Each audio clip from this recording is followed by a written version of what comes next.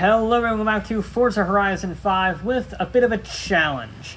I don't know when it's coming out, so it's probably going to be completely useless by the time you watch this video, but it should be entertaining nonetheless, because I want to talk to you about Auto Test. Not Autocross, Auto Test. It's a far more technical, more challenging, more stunts-orientated version of Autocross.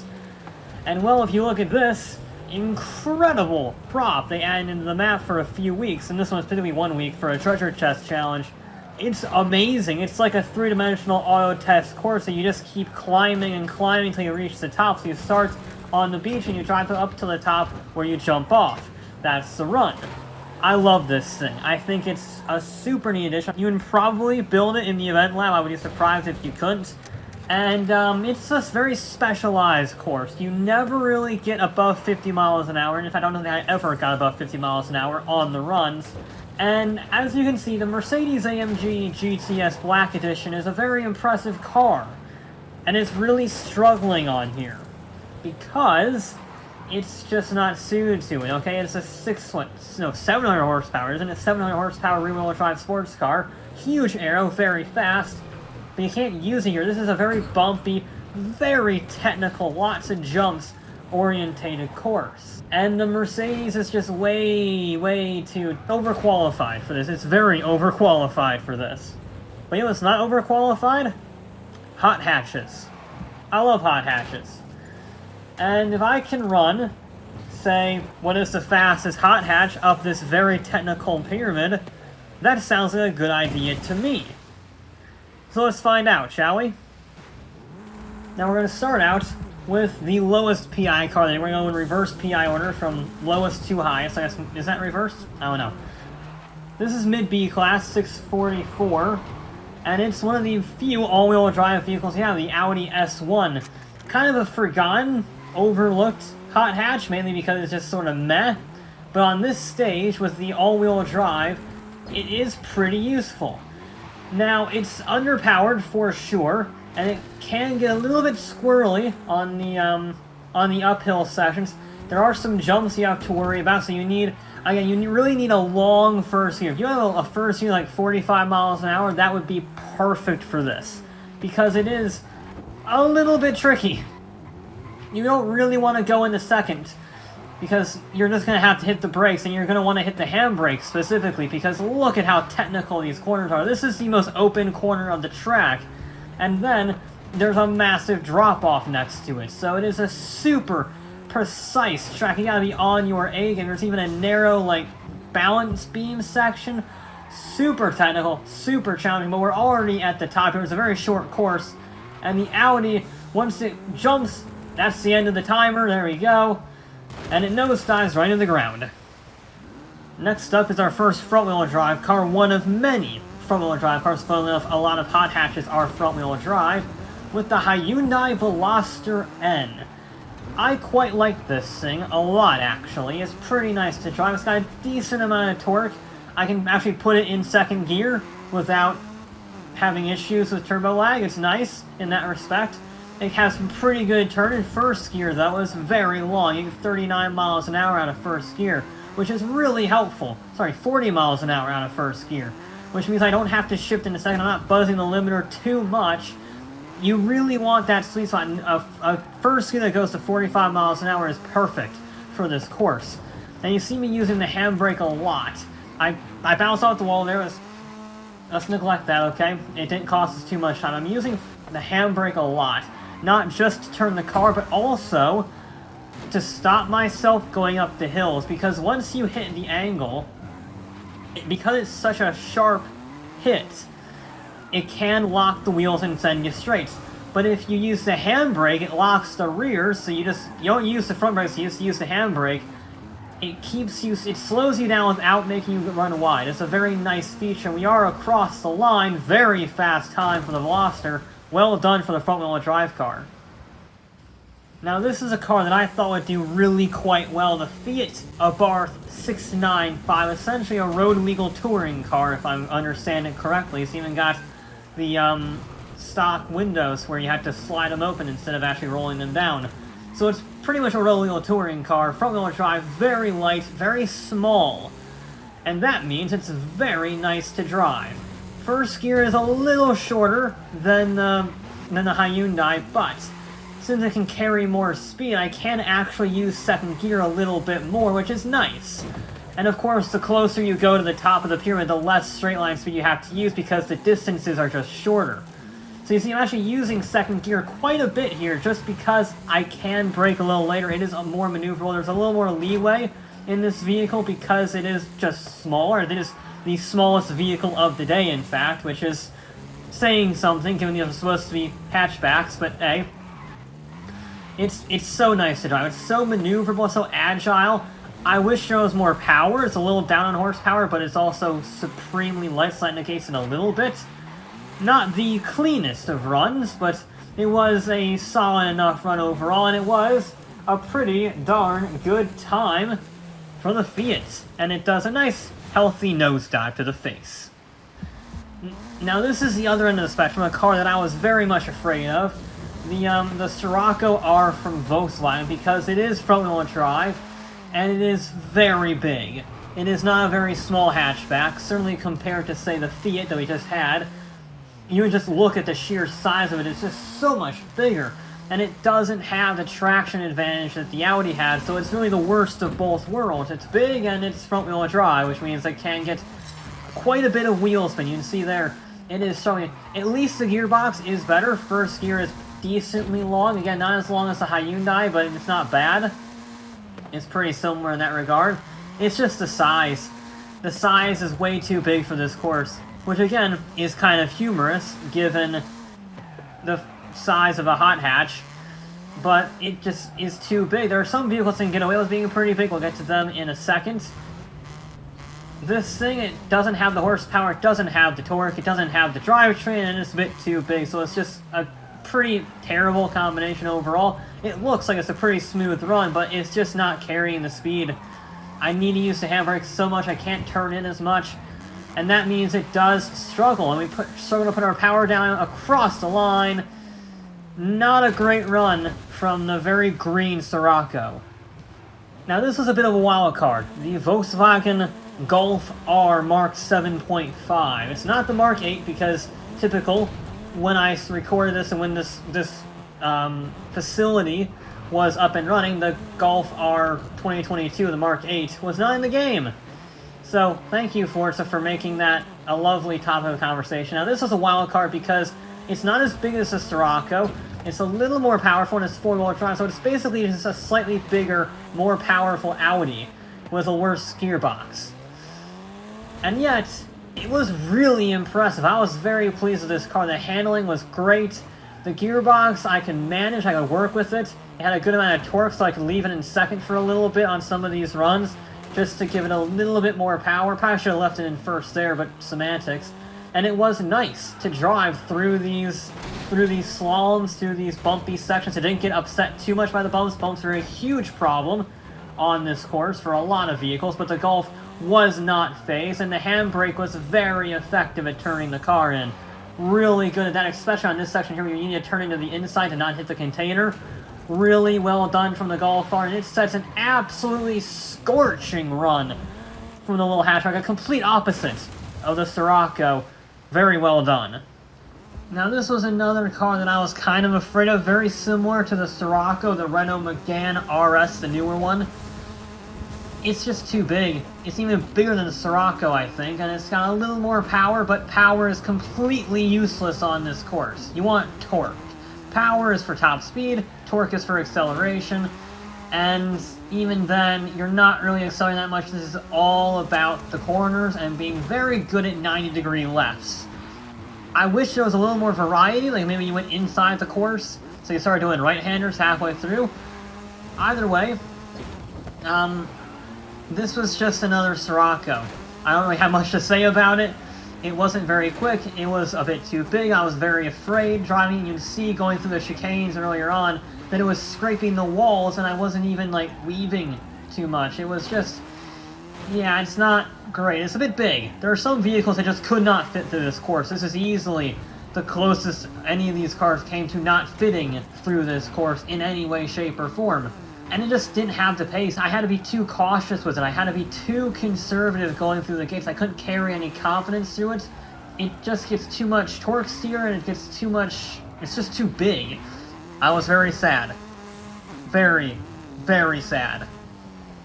Now, if you're wondering why the Renault Clio RS16 Concept was run at night, we'll get to that in a second. I try not to run at night, but one, these lights are super effective and actually give you a lot of brightness. It's not too bad driving this in the dark because the lights are very good at that, so well done, Forza. The Clio, we'll get to number 2 in a second. The Clio, though, is very fast. It has a lot of horsepower. It's pretty darn light. It's a similar size to the Megane. It's a little bit smaller, I guess. But the torque is ludicrous in this vehicle relative to the weight. And that means it gets quite a lot of torque steer if you're not careful. It gets quite a lot of torque steer. It's fast. Certainly faster than the Megane, for example. Out of the two Renaults, this is by far the better vehicle to drive. Far more maneuverable, far lighter, just all around a better car. But it gets a lot of torque steer, and that can be a challenge on this course where you have literally no margin for error. How do I know that? Because of the second point on why I'm running this at night. And that is I ran it for quite a while at the evening, so where the time of the Megane was. And then, right as I got to this point, I didn't follow that line. So I crossed the line there, nice, done, and proper, and everything.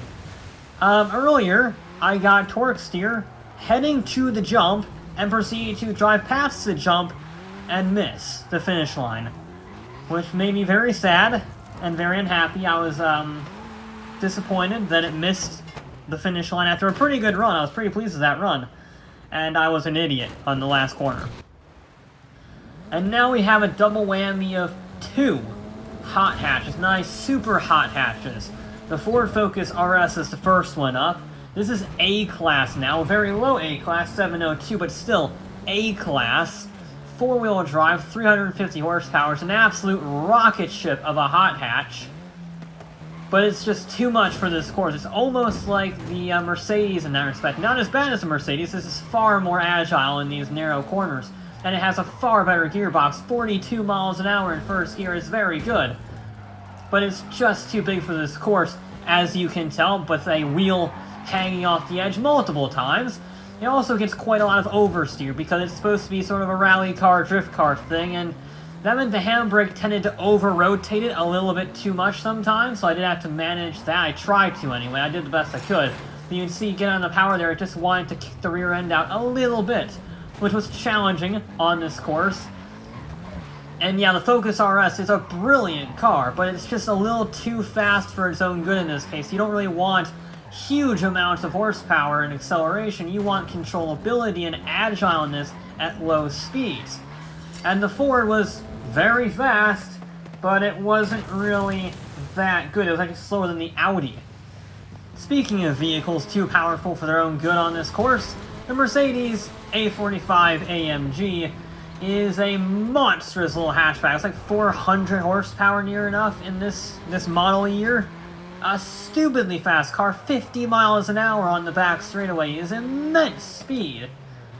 But again, it's too immense. And unfortunately for the Mercedes, it does not have the same first gear as the Ford. So it tops out at 35 miles an hour, which makes it very difficult for this course. You can see there it barely makes the jumps. It also is very low, which meant it had a lot of issues with ground clearance. Every other vehicle here at least made the jumps. This car had a legitimate problem of landing the jumps, getting stuck on a clipping point because the suspension is so low, and just stopping dead. That was really frustrating to work with. This was easily the worst car on the bumps. You can just see it bouncing around, nearly falling off the course at every stage because it is just getting tossed around like a toy on its super stiff suspension. Even the Ford with its stiff suspension wasn't this bad. It was awful to drive, way too fast accelerating, and way too short of a first gear. But eventually, I did somehow manage to make it up the course and swear to never drive it in this environment ever again. Thank you, Mercedes, for being done. But luckily, I was in for a treat with our next car because it's the Mini Cooper John Cooper Works Grand Prix, the new one, the brand new one. This is a phenomenal car. It's light, it's agile, it's a track-ready weapon, and most importantly of all, it makes more torque than horsepower. 300-something horsepower, 330 torque. an insane torque ratio, and that means I can leave it in second gear for quite a lot of these straightaways, and it accelerates just fine. 46 miles an hour on that section is incredible speed from the Mini, and its front-wheel drive, the fact this deals with its torque so well, is incredible and exactly what this course needs. It can put its power down, it can handle well, it's not the biggest vehicle in the world, it's got phenomenal suspension, the handbrake works wonders, and it has enough torque and the ability to deploy said torque with keeping it in the second gear, which is a very rare thing. I mean, look at that, second gear up the hill, incredible from the Mini. It's absolutely flying up this pyramid.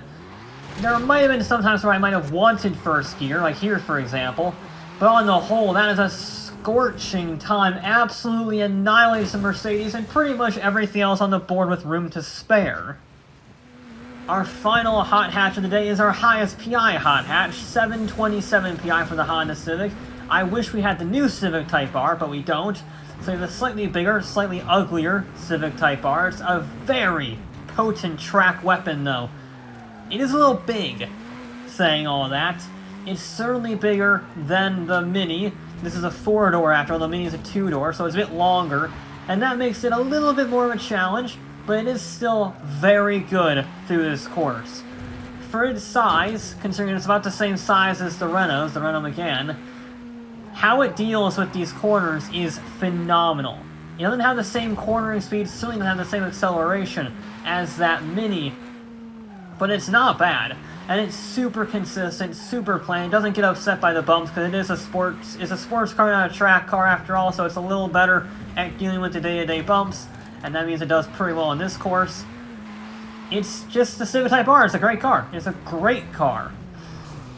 It's not as great as the Mini, but when you see here, even pushing a little bit of debris, which was another problem I didn't even talk about, the debris was a huge issue. Even with that, it still crosses the line. A very impressive time from the Civic. But we're not quite done yet, because one last vehicle I wanted to learn, a bit of an experience, was the new BMW M2. I don't particularly like this new M2. It's nearly 4,000 pounds, and it's a very potent sports car. It's also within the same price range as some of these hot hatches, so I figured why not have a go, see how it compares. It's rear-wheel drive, unlike everything else we've run today. And since it's in the same price bracket, it is mid-A class, so it's the highest PI by a considerable margin, but it does not have the maneuverability. It gets way too much oversteer. It is an absolute hooligan of a car, which I'm sure is very good fun for BMW owners, but on this course, you can see it struggles. It's very big, rear-wheel drive. Yes, it makes a lot of horsepower, but I can't use that horsepower because I never get out of first gear. First gear itself isn't hugely long, and you just see it spinning the wheels the entire way down. You have to use the handbrake to make the corners, but using the handbrake in this means you just spin the wheels up for days. You basically just enter a drift. And I love to drift, but this is the exact opposite place that you want to drift a car. Let's make that abundantly clear. But it is still going to be a pretty solid time, given all of its handicaps on this type of course. Very big oversteer on the final corner, across the line, with a nice nosedive, a very solid nosedive into the ground. And if you look at the times, the Mini takes the victory. A front-wheel drive car was the winner, which is not something that I was expecting. Yes, it's the second highest PI of the day, barring the BMW, but still, being a second and a half faster than the Volkswagen Golf R, very impressive. The Golf R itself is very impressive. It's a B-class car. It is 60 PI down on the Civic Type R, and yet it was a second faster, near enough.